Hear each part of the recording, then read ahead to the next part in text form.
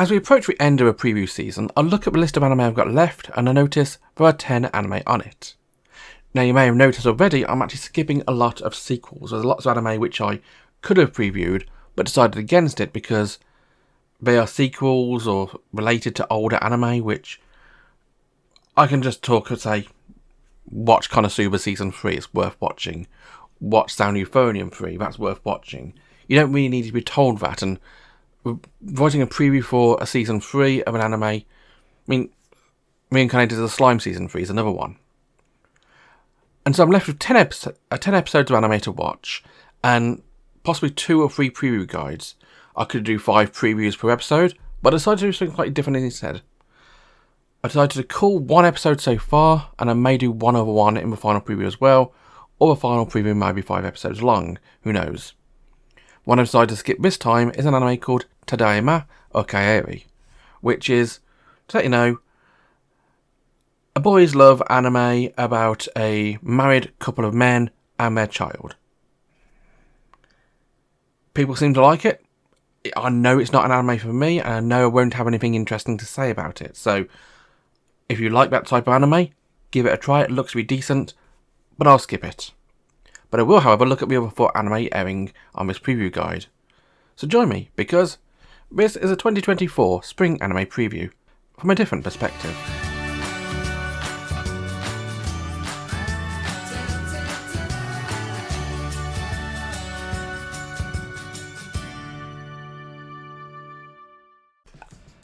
First of today, we have Chilling in Another World with level 2 super cheat powers.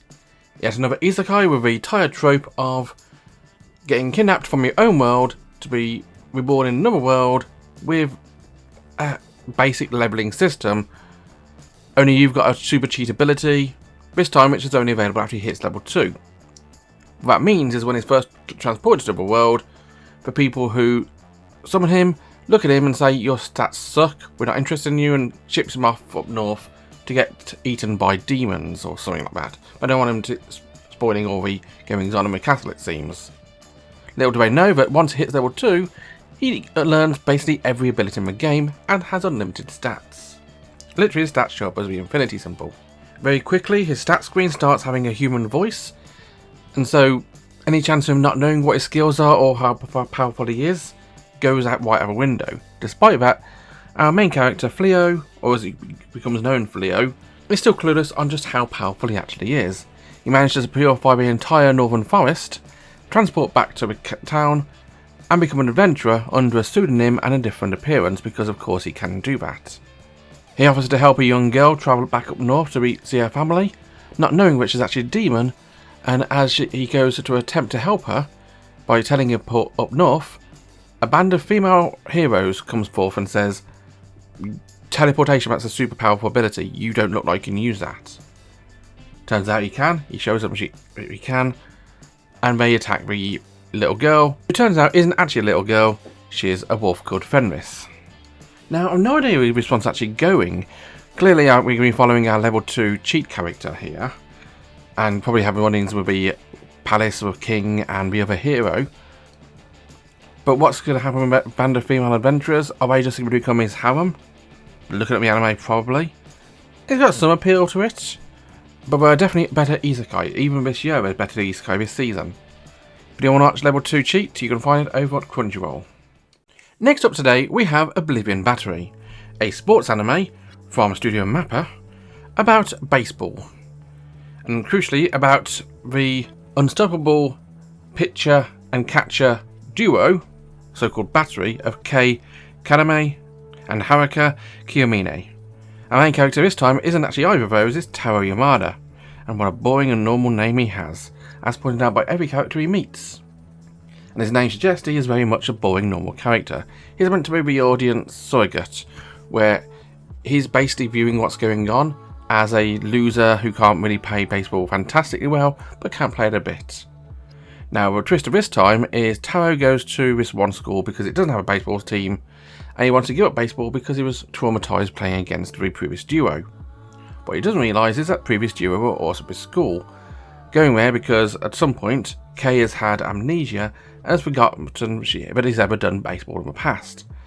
And because of the type of character he is, he's shit scared of being hit by a ball, and so does not want to think about anything about baseball. Wonders why when he talks about baseball all the time. All things considered, Kei Kaname is very much a joker, playboy person, wants to be funny guy, but is actually kind of silly and cringeworthy. Haruka is very much a loving husband to him. The fangirls are already shipping the two together, if they're not already together anyway. Not that I think Haruka would mind of that idea, because he's basically devoted to Kei. Even though Kei can't play baseball anymore, Haruka still follows him, saying that nobody can catch my pitches other than Kei Kaname. Of course, this one is going to be very much a case of a baseball team forming, bringing the team together, Kei learning that he can actually do baseball, and becoming sports stars. The usual baseball and usual anime tropes. More so than any other sports anime I've seen, baseball in particular is always a case of getting the team together. And this one definitely does not look to be any different.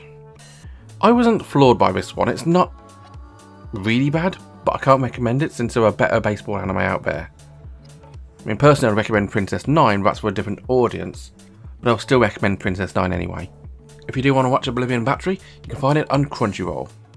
Next we have Unnamed Memory, an anime about a prince who travels to a magical tower to seek out the master of the tower, for which he has your immune, to break a curse that has threatened to destroy his family and his future prospects. You see, for some reason, another witch has cursed his family with a curse which will kill any woman who becomes his wife and any child of whom she bears. And of course, because that is going to be a really, really bad idea, he wants to get that curse out of the way. He's tried all manner of possibilities, he's delved into dungeons, he's sought out wise people.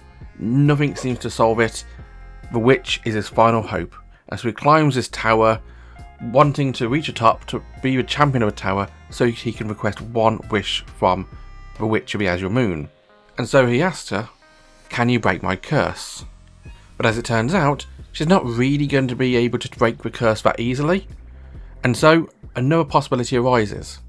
Find someone who can withstand the magic of a curse, since a curse is only as strong as a witch who put it on somebody.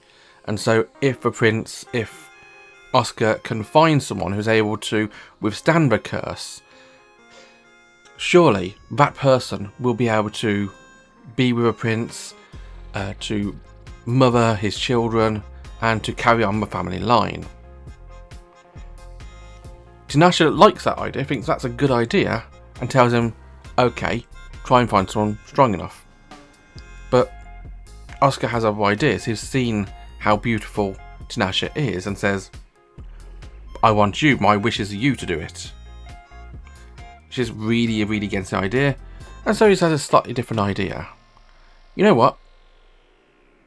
I don't want you to be my children right now. I want you to live in a palace, live with me for a year. If you decide to carry on and be my wife, by all means. But if you intend to return home afterwards, there's not much I'm going to do to stop you. I'm not going to make you live a loveless life as the wife of someone you don't love. But give it a shot. And that's where the first episode ends, but you can pretty much see where this one's going. It's going to be a case of Oscar wooing Tinashe slowly but surely warming up to him, and probably crazy stuff going on as people learn who Tinashe is. I mean, the idea of bringing in a witch's blood into royal line is a bit critical anyway, because some people are going to be really against the idea. But this one has potential. Unnamed Memory is an interesting show. It's got an interesting premise. It hasn't really done anything to draw me into it so far yet, but it's not really done anything to push me away either. It's very much straight down the line fantasy novel setting, boy meets girl, except they're both really powerful. If you do want to watch Unnamed Memory, you can find it on Crunchyroll. Finally today we have Mysterious Disappearances, a rather spooky horror anime about a worker at a bookstore who really wants to become a novelist, and the occult stuff which starts happening to her after a new employee, Ren, starts working at the bookstore where she also works. Now Sumimeko, the rather busty book clerk, ends up taking home an interesting book from work one day, one she wasn't really intending to take home. It's a cursed book of poems and stanza, where she accidentally reads out one particular poem under the moonlight and it transforms her into a little girl. Now in that little girl form, for some reason Sumimeko starts having the ability to write down fantastic works, and she decides to want to follow that dream of being a light novelist herself and write works of fiction. Of course, the downside is being a little girl ends up trying to kill her. As it's only her physical form which has changed, the innards remains her adult self. So she's in a tiny little body with adult-sized bones, adult quantity of blood and everything going on, all trying to get out, and if she doesn't transform back into an adult, it will all burst out and kill her. Thankfully, Ren manages to get the book back to her and tells her how to reverse the effect. Apparently she needs to read out a different page of a book under a moonlight. And so a chase goes on where she is transforming backwards and forwards between her two forms, whilst Ren's chasing her down. Very spooky, very creepy, but very interesting at times as well. Now, no idea where this one's actually planning on going, because by the time the book ends, Ren gets that mysterious book back and basically tries to get rid of it, or try and sell it, but keeps it for now. But that's only the first episode. Is this one going to be loads of little mini stories? Is it going to keep Sumimeko and Ren doing the main story? Are they going to be doing different types of mysteries? I've no idea where it's going to be going. And I imagine somebody who likes horror anime may like it a lot more. I'm not a fan of this type of anime. I watch this one and I appreciate it, but it's not one I'm going to stick with. Her eyebrows are fantastic, but the show's definitely not for me. You can find Mysterious Disappearances on Crunchyroll. That was Chilling in Another World with level 2 super cheap powers, Oblivion Battery, Unnamed Memory, and Mysterious Disappearances. 4 anime of interesting quality, which I looked at today. So what do you think of them? And also let me know what you think of Today Matakeri, because that's one I did skip, but maybe worth watching if you like that sort of stuff. Enjoy me next time, so thanks for watching, a wonderful day, and bye bye.